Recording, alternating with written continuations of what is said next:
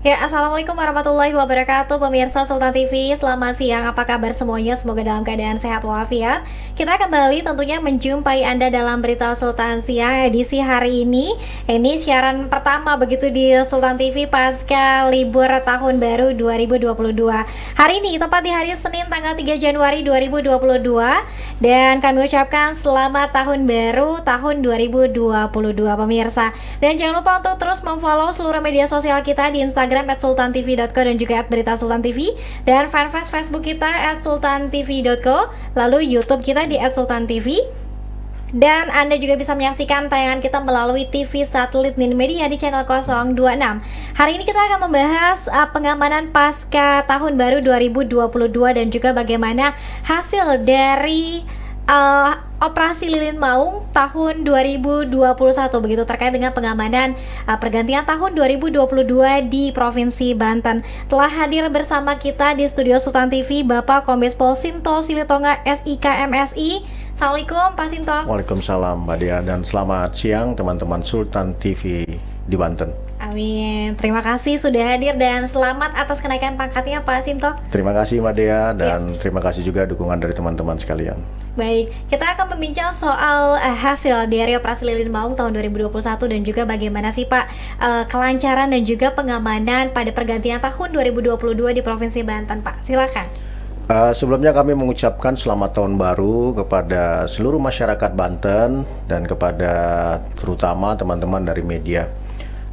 Kami berterima kasih sekali. Dalam hal ini Bapak Kapolda juga mengapresiasi karena perjalanan Operasi Lilin Maung 2021 yang sudah berlangsung sejak tanggal 24 Desember pukul 00.00 telah berakhir pada tanggal 2 Januari 2021 pukul 24.00, dan partisipasi aktif masyarakat telah membuahkan hasil yang baik, kerjasama yang baik di lapangan, sehingga tidak ada kendala yang signifikan dalam pelaksanaan operasi lilin tersebut.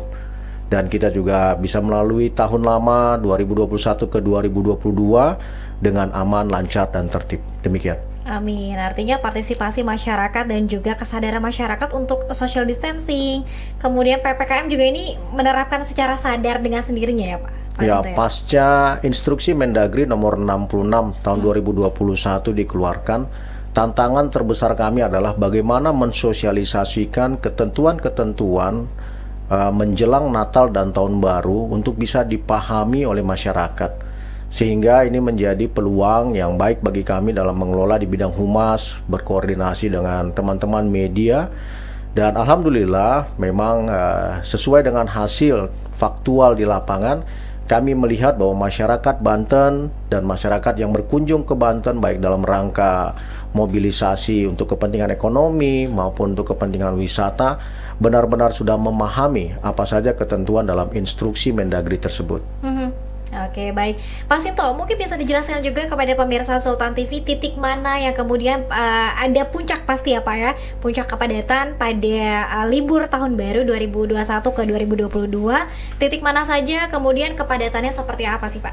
Ya, dalam kurun waktu 10 hari masa pengelolaan Operasi Lilin Maung 2021, kita menyadari bahwa puncak mobilitas masyarakat terjadi pada 2 kali weekend, yaitu pada tanggal 24, 25, 26, kebetulan juga terjadi pada Jumat sampai Minggu, dan kemudian tanggal 31 Desember, tanggal 1 Januari, dan tanggal 2 Januari 2022. Maka 2 kali weekend ini merupakan tantangan terbesar untuk polisi dan masyarakat dapat mengelola bagaimana mobilitas masyarakat ini dapat sesuai dengan protokol kesehatan dan instruksi Mendagri.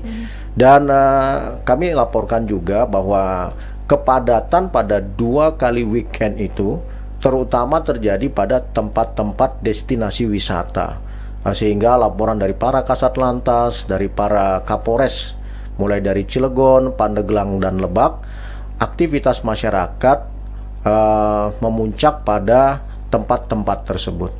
Khusus untuk wilayah Serang Kota, Kepadatan terjadi hanya pada tanggal 31 Desember dan tanggal 1 Januari, sehingga Polres Serang Kota melakukan rekayasa lalu lintas, terutama yang menuju pusat kota ketika itu, dan itu sudah disosialisasikan meluas kepada masyarakat. Nah, dalam perjalanannya kita melihat bahwa apa yang menjadi himbauan, apa yang menjadi edukasi dari kepolisian dan dibantu dengan teman-teman media, ternyata responsnya masyarakat juga sangat baik dengan berpartisipasi untuk bisa menaati informasi tersebut. Baik, dan ditambah juga beberapa ruang publik juga ini ada mengalami penutupan begitu ya Pak ya, alun-alun Kota Serang juga ditutup. Ya, benar sekali. Memang sesuai dengan ketentuan dalam instruksi Mendagri, diharapkan alun-alun kota kabupaten itu ditutup. Dan respon dari para bupati, wali kota sudah mengeluarkan peraturan wali kota dan bupati untuk menutup alun-alun hanya pada tanggal 31 Desember 2021. Nah, kita juga senang sekali karena pada tanggal 31 Desember malam pergantian tahun, sesuai dengan analisa di lapangan, himbauan untuk tidak melakukan arak-arakan ataupun pawai untuk euforia kegembiraan menyambut tahun baru itu juga terrealisasi di lapangan. Baik, ini tentunya ada suasana yang berbeda, namun menjadi satu hal yang sangat penting karena memang masyarakat ini semakin sadar, tadi balik lagi terkait dengan untuk melakukan instruksi dari Mendagri tadi ya Pak Sinto ya. Pak Sinto, bagaimana ketika mengalami tadi periode 2 weekend, kemudian ada kepadatan begitu terjadi, apakah kemudian ada juga terjadi laka lantas saat itu? Ya, sesuai dengan analisa dari Direktorat Lalu Lintas Polda Banten, kami laporkan pada periodisasi Operasi Maung tahun 2021 terdapat 11 kasus laka lantas, dan jumlah ini menurun 48% bila kita bandingkan dengan laka lantas yang terjadi pada durasi Operasi Lilin Maung 2020. Ini merupakan pencapaian yang baik. Namun kalau kita lihat dari jumlah korban, di sini terjadi peningkatan 3 korban dari 28 korban ketika 2020 meningkat menjadi 31 korban pada tahun 2021. Dan ya, kita juga empati karena korban yang meninggal dunia meningkat 50% dari 6 korban ketika itu di tahun 2020 menjadi 9 korban yang meninggal dunia. Dan sesuai dengan data, lintasan yang paling banyak menimbulkan korban ada di Polresta Tangerang. Nah, ini menjadi koreksi juga buat kita, dan kemudian sama-sama untuk mengedukasi tentang Kamsel Tipcar Lantas dan propaganda tentang jadilah pelopor keselamatan lalu lintas seperti itu. Baik. Tentu sinergitas, tidak cukup kerja keras dari tim kepolisian, tapi juga harus ada sinergitas yang baik juga dengan masyarakat dan juga pemerintah daerah Pak Sinto ya. Mungkin Pak Sinto bisa dijelaskan juga apakah wisatawan yang datang dari luar Banten juga ini cukup banyak menuju destinasi wisata Provinsi Banten? Ya, sesuai dengan laporan dari Kapolres baik Cilegon maupun Pandeglang, ketika tanggal 31 Desember, tepatnya pada hari Jumat sekitar pukul 14.00, di situ dilaporkan bahwa okupansi hotel masih mencapai 40%. Nah, kita juga sangat bersyukur karena sesuai dengan ketentuan dari instruksi Mendagri, kapasitas pengunjung dibatasi mencapai 75%. Nah, sehingga pada hari Jumat memang relatif tidak terlalu banyak kendala yang dihadapi. Tetap dengan pemberlakuan ganjil genap destinasi pada jalur destinasi menuju tempat wisata itu. Nah, konteks ini terus dilakukan. Tetapi pada hari Sabtu tanggal 1 Januari intensitas itu meningkat, sehingga kita mendapat laporan dan kemudian juga melakukan di lapangan tentang adanya buka tutup jalur. Kemudian ada juga kontraflow untuk mengurangi kepadatan lalu lintas. Nah, sampai dengan tanggal 2 di mana mobilitas masyarakat kembali ke rumahnya pasca menikmati tempat-tempat wisata di Banten, dilaporkan oleh Pak Kapolres baik Cilegon, Pandeglang maupun Lebak bahwa intensitas kendaraan sudah sangat jauh berkurang, dan kepadatan lalu lintas juga dapat dihadapi oleh personil yang di lapangan. Ini semata dari partisipasi masyarakat yang memang mengerti, memahami tentang bagaimana berperilaku dalam mengendarai kendaraan di tempat wisata pada masa operasi Lilin Maung 2021. Baik, Pak Sinto, mungkin bisa dibagi juga kepada pemirsa Sultan TV apa kemudian yang menjadi rahasia tim kepolisian sehingga masyarakat ini semakin aware dan juga semakin perhatian, semakin menyadari bahwa kondisi kita masih pandemi COVID-19. Tentu ada hal yang masyarakat menahan diri untuk tidak euforia tadi di pergantian tahun. Apa, Pak? Ya, kita menyadari bahwa kondisi pandemik ini kan sudah 2 tahun dan kita juga mengalami masa-masa sulit ketika bulan 5 sampai bulan 8 COVID varian Delta dapat berkembang secara luar biasa, menimbulkan korban dan kemudian menghentikan produktivitas masyarakat. Dan kami yakin bahwa ini juga menjadi pengalaman dan guru terbaik yang sudah dipahami oleh masyarakat. Dan dari pihak kepolisian sendiri, strategi untuk mendeliver informasi publik secara masif dan tepat sasaran itu juga menjadi sebuah poin penting bagi kami. Dan kami tidak bosan-bosannya untuk mengingatkan masyarakat dalam memes, konten-konten kreatif maupun rilis-rilis resmi dari Polda Banten dan Polres jajaran tentang bagaimana mobilitas masyarakat yang diharapkan sesuai dengan ketentuan dalam instruksi Mendagri berlaku di wilayah hukum Polda Banten. Ini kerjasama yang sangat baik dari pemahaman masyarakat, edukasi sebelumnya atas peristiwa pandemi COVID yang memuncak pada bulan Mei sampai Agustus, dengan chemistry dari informasi publik yang terus-menerus dan intensif dari Polda Banten dan instansi lainnya. Seperti itu. Oke, baik.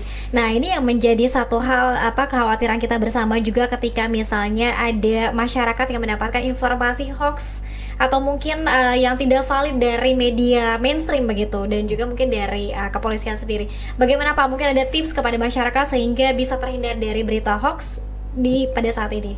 Ya, saat ini memang dengan kemajuan informasi, teknologi informasi dan komunikasi di disruption era digital 4.0, sebenarnya memang kita dihadapi pada bagaimana kualitas informasi yang diterima. Jangan sampai nanti menjadi termakan propaganda fire hose of falsehood, hoax yang terus-menerus dianggap sebagai sebuah kebenaran.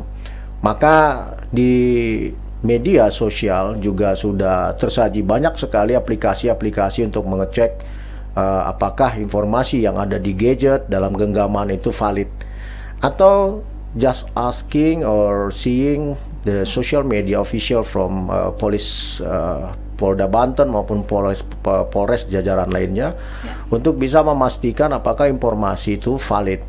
Bisa juga kirim message ke kami atau menghubungi WA kami sehingga kami bisa memberikan verifikasi. Kami juga tidak ingin dengan disruption era ini masyarakat kemudian dicekoki dengan informasi-informasi yang tidak valid. Ya.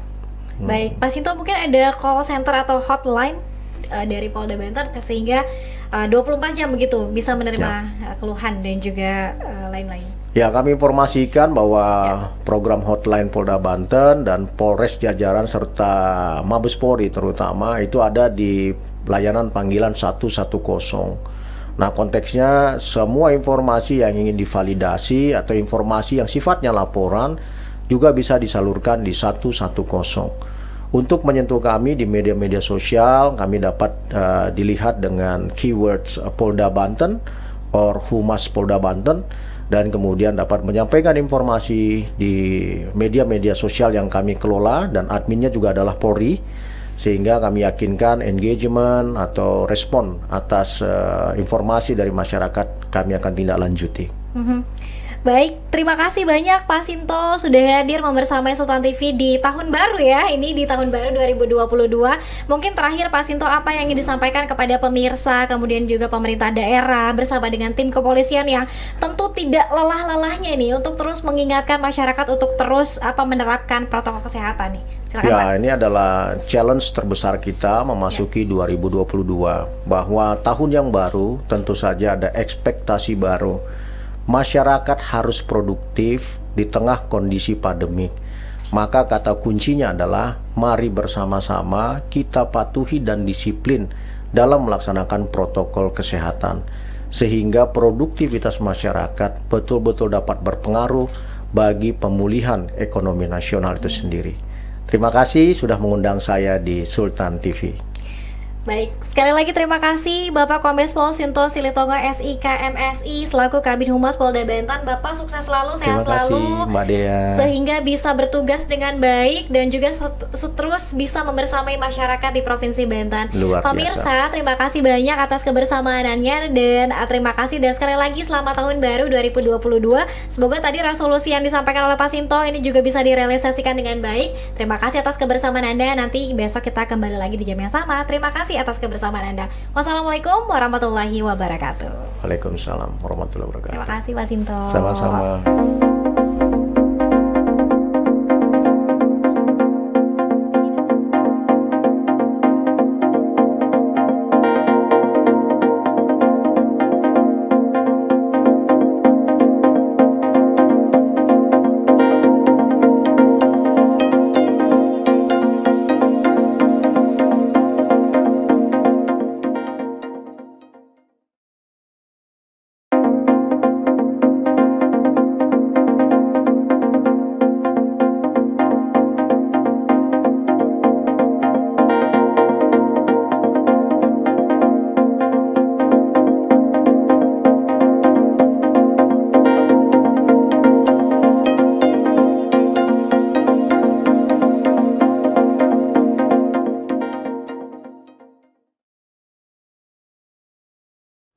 Assalamualaikum warahmatullahi wabarakatuh. Saya Komisaris Besar Polisi Sinto Silitonga, Kabid Humas Polda Banten, mengucapkan selamat tahun baru 2022 kepada kita semua. Kami mengucapkan terima kasih atas partisipasi aktif masyarakat dalam masa operasi Lilin Maung 2022. Mari kita sambut tahun yang baru dengan ekspektasi yang luar biasa, dengan menjaga produktivitas kita bersama, dengan melaksanakan secara disiplin protokol kesehatan untuk pemulihan ekonomi nasional. Wassalamualaikum warahmatullahi wabarakatuh.